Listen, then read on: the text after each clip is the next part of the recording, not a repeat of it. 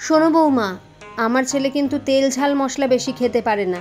সেই বুঝে আজ থেকে রান্নার দায়িত্ব তোমার। সকাল 8টায় ছেলে বেরোয়, আমি এতদিন ওর টিফিন ঠিক সময় করে ওকে খাইয়ে অফিস পাঠিয়েছি। আজ থেকে সংসার তোমার, সব তোমার মতো করে টাইম মেনে করো। ছেলেকে না খেয়ে যেন অফিস না যেতে হয়। আর শুনে রাখো, আমার ছেলে ওই বড়ই হয়েছে, ওর ছেলে মানুষই যায়নি। জলটাও মাকে এগিয়ে দিতে হবে, তবে খাবে। তাই আজ থেকে আমার ছুটি।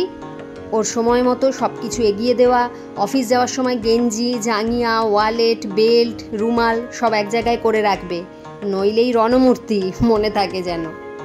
বিয়ের 8 দিনের মাথায় অলিভিয়াকে টানা কথাগুলো বলে হা হা হা করে হাসতে হাসতে ঘর থেকে বেরিয়ে গেলেন নতুন শাশুড়ি, যিনি অলিভিয়াকে দেখতে গিয়ে বলেছিলেন ওনার মেয়ে নেই, তাই উনি খুব খুশি। আজ থেকে ছেলের পাশাপাশি উনি এক মেয়েরও জননী। আজ থেকে উনি অলিভিয়ার দ্বিতীয় মা। সকাল 9টায় ঘুম থেকে ওঠা আদুরে মেয়েটাও ভেবেছিল সত্যি সে আর একটা মা পাবে। সেও খাবারের ব্যাপারে ভীষণ খুঁতখুঁতে। মা ফোড়ন ছাড়া রান্না করতো ওর জন্য। সেও কলেজে যাওয়ার সময় তার মা মুখের গোড়ায় খাবার এনে দিত, টিফিন করে দিত ঠিক সময়ে। সেও বেরোবার সময় ওড়না, রিস্টওয়াচ, রুমাল সব ওর মা এক জায়গায় করে রাখত, নইলেই ঠিক ওর বরের মতো রণমূর্তি। তবে আজ হঠাৎ করেই 8টা দিনের ভেতর মেয়েটার সব অভ্যেস তো বদল করতেই হবে, তার সাথে সাথে একটা মায়ের মতো দায়িত্ব ঘাড়ে নিতে হবে তাকে, এবং তাতে যেন কোনো খুঁত না থাকে এও তাকে দেখতে হবে। মাথা কাজ করছিল না অলিভিয়ার। কি করে কি করবে কিছু বুঝে উঠতে পারছিল না।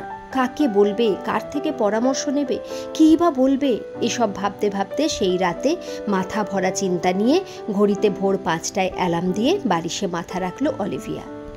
পরদিন চোখ খোলা মাত্রই ধরফড়িয়ে মোবাইলে চোখ রাখতেই চক্ষু চড়ক গাছ। সকাল 9টা, বিছানা থেকে এক লাফে নামতেই সামনে দাঁড়িয়ে তার স্বামী অনিরুদ্ধ। তুমি অফিস যাওনি? নিশ্চয়ই বেরোতে পারোনি আমার জন্য। বিশ্বাস করো, আমি অ্যালার্ম দিয়েছিলাম, কিন্তু কী যে হলো আমি শুনতেই পাইনি। কি মরণ ঘুম ধরলো আমার। ইস, থাক, মার ঘরে চলো, একবার কথা আছে। অলিভিয়ার সারা শরীর ঠান্ডা হয়ে এলো। নতুন এক পরিবেশে পাশে যেন কেউ নেই। খুব ইচ্ছে করছিল তার মায়ের আঁচলটা শক্ত করে ধরতে, তাতে যেন একটু জোর পেত সে। কিন্তু মা তার অনেক দূরে। কিছু ভাবার আগেই, কি হলো, চলো। শাশুড়ি মা মুখ চুন করে বসে আছেন। অনিরুদ্ধ ঢুকলো, পেছন পেছন অলিভিয়া। সবাই চুপ, কেউ কোনো কথা বলছে না। অলিভিয়া বলে উঠল, মা, আমি অ্যালার্ম দিয়েছিলাম, কিন্তু। অলিভিয়ার কথা থামিয়ে অনিরুদ্ধ বলে উঠল, অ্যালার্ম আমি অফ করে দিয়েছিলাম। হ্যাঁ, আমি। গতকাল তোমাদের কথোপকথন আমার খানিকটা কানে গিয়েছিল। মা, অলিভিয়া আমার থেকে 4 বছরের ছোট। আমি তোমার কাছে সেই ছোট আছি, কিন্তু অলিভিয়া কি করে তাহলে বড় হয়ে গেল বলতে পারো? আমার ছেলে মানুষই গেল না, কিন্তু অলিভিয়া কি করে হঠাৎই ম্যাচিওর হয়ে উঠবে তা বলতে পারো? ওকে আমার জন্য কিছু করতে হবে না। এসব করানোর জন্য ওকে আমি বিয়ে করিনি। তার চেয়ে বরং আমরা দুজনেই একটু বড় হয়ে উঠি, নিজের জিনিসগুলো সামলে নিজেরাই নিজেদের গুছোতে শিখি। তুমি একটা কথা ঠিক বলেছ, আজ থেকে তোমার ছুটি। এতদিন তুমি সব করেছো, তার কোনো মূল্য নেই, শোধও করতে পারবো না। তবে আজ থেকে আমি আমারটা নিজেই করার চেষ্টা করব।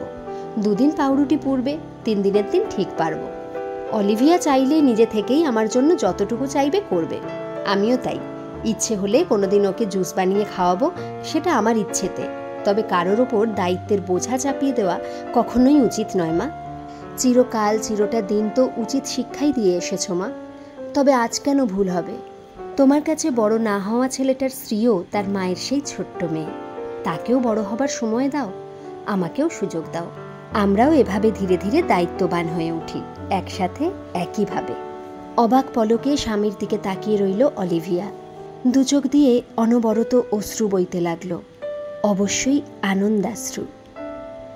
গল্পটা কেমন লাগলো একটা কমেন্ট করে প্লিজ জানাবেন। আর যদি ভালো লেগে থাকে প্লিজ একটা লাইক করে দেবেন। আর এই চ্যানেলে যারা নতুন তারা প্লিজ চ্যানেলটাকে সাবস্ক্রাইব করে পাশে থাকবেন। ধন্যবাদ।